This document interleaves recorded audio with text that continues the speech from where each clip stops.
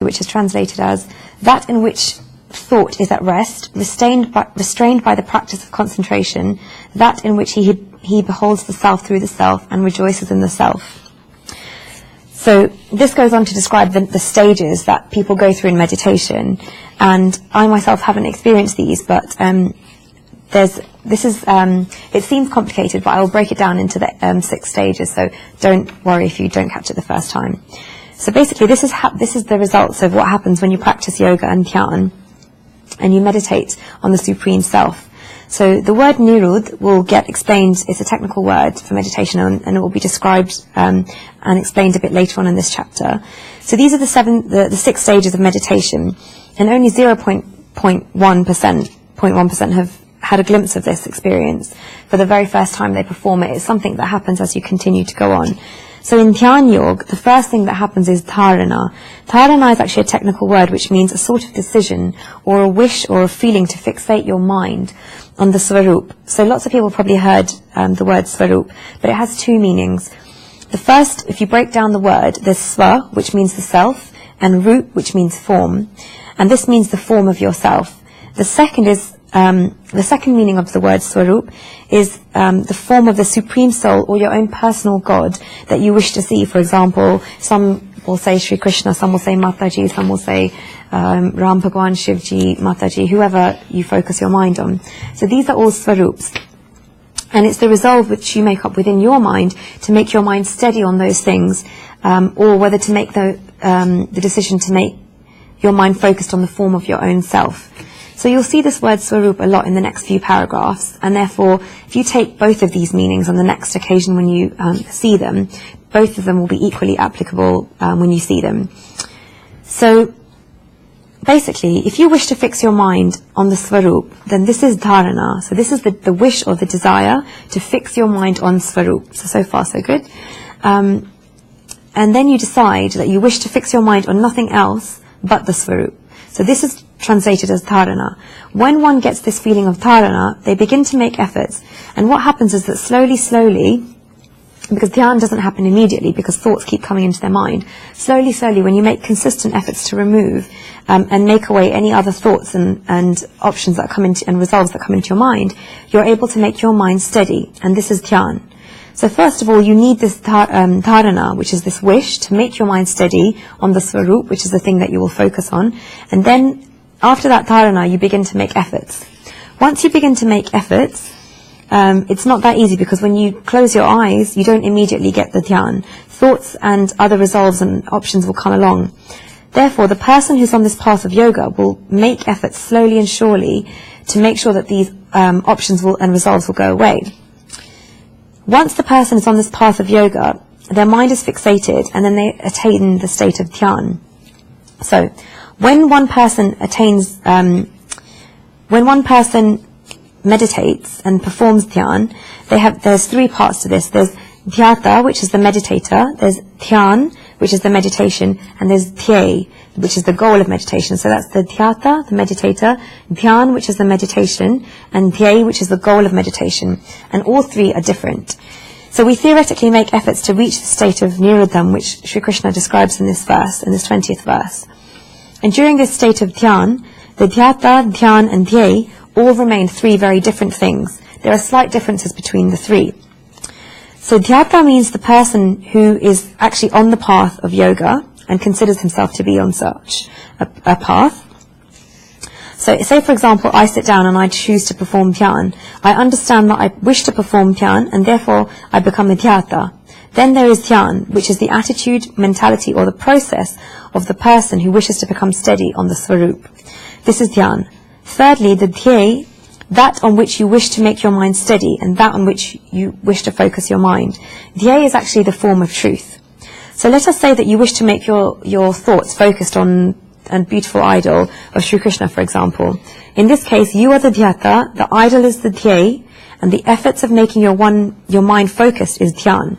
So what then happens during dhyan is that the dhyata, dhyan, and dhya are all different things. And then you move on to stage 2, where this trio have different states of knowledge. And from this state of dharana, a human being reaches the state of dhyan, and the trio of dhyata, dhyan, and dhya are saved. So I will go on to explain what I mean by that, saved.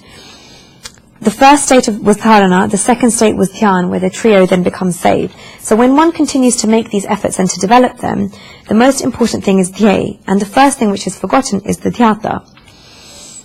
In this activity of meditation, the dhya, which is the focus, is essential, and therefore the dhyata is forgotten totally.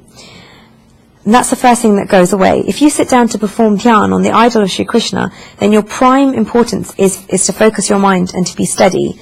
The idol becomes very important, and therefore the activity that you are doing at that point in time also becomes important. But the dhyata, which is yourself, is forgotten. This is the first stage, when you forget the dhyata. The doer is forgotten. Therefore the activity of the actual meditation also gets forgotten. So slowly, these parts go away. Your attitude at the beginning is, I want to focus my mind. But the my goes away, and the I goes away. And the dhyata, which is the activity, then goes away. And the mentality is then also forgotten. Once this is forgotten, only the dhya stays, which is the one thing that stays awake. The dhyata went away, the dhyan went away, and only the dhya stays. This is the next stage. This state is described in the scriptures, and people who have attained yoga in the state of samadhi, which is oneness of God, is this third stage that people reach. They began with dharana, then they had dhyan, where they had the trio of the three states, and then when they all left, dhyata first went, and then dhyan left, and all that's left is dhya. So this is the third state of samadhi. Dharana, dhyan, samadhi, 3 states. Then there are 2 states of samadhi, samprajñat samadhi and asamprajñat samadhi. These are 2 words which are quite hard to define. So there's not an English definition for it, but we'll try to compromise and use their English spelling in order to understand the scriptures. So samprajñat samadhi is a state where only dhya remains, and this is the initial stage of samadhi where one experiences one pointedness of the mind, or one focus. Your mind's concentrated, and it's concentrated to such an extent that the doer doesn't exist, and the process of doing also doesn't exist. Only the image or the form which you concentrate on exists. This is samprajñat samadhi. Now when a person keeps going forward in this process and makes lots of efforts with his heart for a long time, then the next stage comes along, which is ansamprajñat samadhi, which is unfolded. And in this, the dhya, the name of the dhya, and the relationship between the person naming and that which they name remain. So, in this example, if the dhya is still Sri Krishna, the idol has a set of qualities which you name, and all of these stay. The name of the dhya and the relationship between the person naming and that being named remain. And until then, there was one focus, and then the name of the dhya and the relationship between the person naming and that being named go away, and only the dhya remains. So this is the state of asamprajñat samadhi. Even the name has gone away, and it's immaterial what name you call it. What's the name of the swarup? It doesn't really matter. So Narsi Mehta sings something which explains this, and he says it as Ved to em vadhe shruti smrti sakte kanak kundal vishay bhed noye khat karya pachi naam roop jadva ante to hem nu hem hoi. So this translation is, the Vedas are furthered by the branches of the Shrutis. Shrutis are scriptures which are heard, and Smritis, which are scriptures that are remembered. There are no differences between earrings and necklaces. They are just molded differently and given different names, but in the end they're all made out of the same gold. So in the end, basically what it's saying, it doesn't matter what your focus is all the end, the supreme being. And therefore your dhya is left. So on that state, that's asamprajñat samadhi, and this is the state of being free of all thoughts. Therefore the stages are as follows: dharana, dhyan, samprajñat samadhi, and then asamprajñat samadhi. So this is the 4th stage, and it's the state where you're free of thoughts. So if you go even further deeper, there are 2 stages where you're being free of thoughts: sabij and nirbij. The state of sabij is a great state where subtle vasanas, which are mental imprints, and kamnas, which are desires of the material world, are still there. So a person who can reach the samadhi state, and the state of being free from thoughts, still has these subtle mental imprints and subtle desires of the material world in their mind, and then he begins getting what in the scriptures define 8 different spiritual powers. The first is anima, which is reducing one's body even to the size of an atom. One is Mahima, which is expanding one's body to an infinitely large size. One is Garima, which is becoming infinitely heavy. One is Lagyama, which is becoming almost weightless. The next one is Prapti, which is having unrestricted access to all places. One is Prakamya, which is realizing whatever one desires.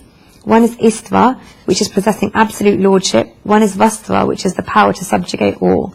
So the mind is so powerful that when you reach that state, that you can reach it where whatever you predict will happen, whatever you wish will happen, whatever you resolve will happen. And then there is the Vaksiddhi, which is whatever you say will happen. So when a rishi gives you a boon that says that something will happen, then that particular thing will actually happen. When someone reaches the state of samadhi and being thought-free, then this is what is called sabij. But be warned also that at that time, some mental imprints are still there. From the point of view of the material world, these siddhis are a gift. And some people might say, wow, well, this, you're able to materialize whatever you want to happen. All of this is possible, according to our scriptures, if you can reach this state. But until this is going on, you still know that these subtle mental imprints are there. And this is when the individual soul reaches a very great state.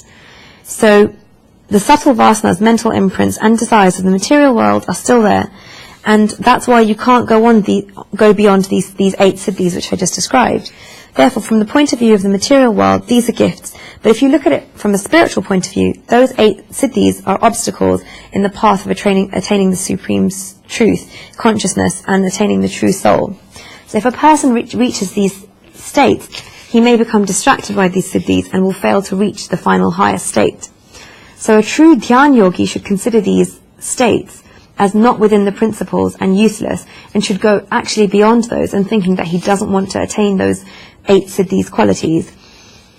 By not wanting these siddhis, one should not have egotism and not show them openly and publicly and boast that he has these. Once he recognizes himself that he has this and that he's attained this samadhi, he shouldn't care what the world has said, even though he's reached the highest level in the world. His identity should not be one of the siddhis, and this is the true state that which he should read.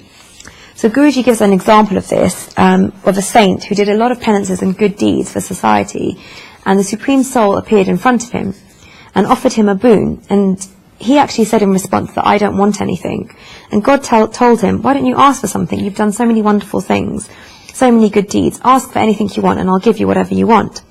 And the saint said that he didn't want anything. He started walking away. And God was still standing there, and the saint started walking away. And at that time God said, because you're not asking for anything, I'll give something to you from myself. Whatever you put your hand on, whatever you touch, all those illnesses will go away. I will give you my healing power. So God said this himself to the saint. So the saint had started walking away about 10 to 12 paces from God. And then the great soul came back to God and said, this saint said to God, God, you've given me this boon, and now I want to ask something else from you. God said, well, when I asked you what you wanted, you said nothing. And now that I've given you an option, greed has arisen in you, and you've asked for another thing. But it doesn't matter, because you're such a wonderful saint, and you've done many good deeds. Tell me, what is it that you want? And the saint said, God, you've given me this boon, that wherever I put my hand, I will touch someone and their illnesses will go away. But would you be able to please change this so that whosoever my shadow falls upon, I will have their illnesses go away? The reason for this is so that I can pass that person and my shadow will fall on them, and I'll never have any ego that even by mistake it was because of me that I made people's illnesses go away. That's why I'd like it that my shadow and not my own hand should make people's illnesses go away. So if we stop to think about this, then this is quite important, that people reach this state but shouldn't have the ego and shouldn't push this ego onto someone else. It's very easy to say that, they would like to, a yogi can take this level and then be swayed by these powers, but actually a true yogi would not do this. So during the state of sabij state, which is the state of being free of thoughts, if someone considers these siddhis outside the principles and remains calm even when those powers come, then he will be able to attain the final state of samadhi, which is oneness with God, which is the nirbij samadhi. And this is a great state. And Sri Krishna uses the words niruddham yoga seva. Sri Krishna uses this word nirud because the yogi who beholds the self through the self and rejoices in the self is in a great state, and there can be no state above this state. Therefore, I'm just going to quickly summarize the 6 stages. So that's dharana, where one wishes to fix his mind on the form of the Supreme Self. The second is dhyan, which is the doer, the meditation, and that on which one is meditating. Our different state are 3 different things. Then there's sampragyat samadhi, where one experiences one-pointedness of the mind. Then there's asampragyat samadhi, where one experiences the one-pointedness of the mind, and the relationship between the person naming and that which is being named is forgotten, and one is free of thoughts. Then you have sabij samadhi, where you're free of thoughts, and subtle vasanas or kamanas, which are desires of the material world, are still left, and you get the 8 spiritual powers. And the final stage is nirbij samadhi, which is the highest stage that one can attain, where one recognizes himself as the self and not the siddhis. Once a person does this dharana, then he begins attaining peace. So even if you want to get out of the material world little by little, and you want to return to the Supreme Soul, you will get these glimpses of peace. Guruji says that when he does these meditation sessions, the thing that most people ask for and find the hardest is when he says, take your time to come back to the present world, because they take so long to come back from the present world because they want to stay in that meditative state. They feel very light, and they feel like their mind is very clear, and they get a lot of peace during that dhyan. So if one gets this much peace during the dhyan, then the degree of peace would continue to increase during those stages. The intensity of the peace increases, and one gets more and more peace until one gets the supreme peace, and that's a very high level of peace. Therefore, how can one measure this supreme state of peace that we've described? How can you describe it? Sri Krishna will use the word in this verse, tushiti, and this actually means contentment. But we may ask, what type of contentment? And Sri Krishna describes this state in the second charan, which is the second part of this verse. So he says, Yatra chevatma atmanam pashyan atmani tushyati. So what that actually means is that in which he beholds the self, through the self, and rejoices in the self. So Sri Krishna says that a true yogi beholds himself through the self and rejoices in his self. So such a person's intellect, which he's been able to purify through development, beholds the Supreme Being. He experiences his self through the self and is content within his own self. So in the second part of this 20th verse, Sri Krishna is using the words Atmanam, Atmana, and Atmani. All of these 3 words are 3 different ways of describing the soul. In his own self, he sees his own self through his self, and he is content in his self. Now he has nothing that he needs from outside. He doesn't need anything else outside for other gratification or satisfaction. He doesn't need any other person for his satisfaction. He doesn't need any other thoughts for his satisfaction. He doesn't need any other circumstances for his satisfaction. He gets all his satisfaction from the soul. He experiences his self in his self and is content in his self. He knows his own self. So the scriptures use the word Atma Darshan, which means recognizing your soul for this particular state. The soul is not anywhere else but inside him, and such a person will reach the state through meditation. If we move on to the